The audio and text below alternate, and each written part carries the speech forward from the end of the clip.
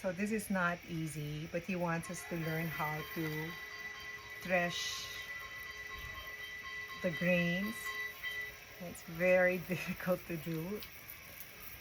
So he wants us to appreciate how to remove the grains. So I failed. I'm just gonna do it one by one. So what do you call this? Threshing, right?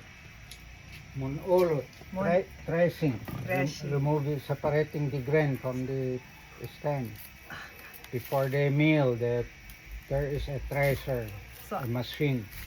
so I'm just doing it one by one because it's Pero not easy. mahirap i-thresh ito. Yung lowland variety, madaling ma-separate. So this is tinoan, right? But I like to bring back the tinawon. Tinawon. This is tinawon. Kasi mas malakas ang energy. The reason, mas matagal sa lupa. And then the rest becomes walis.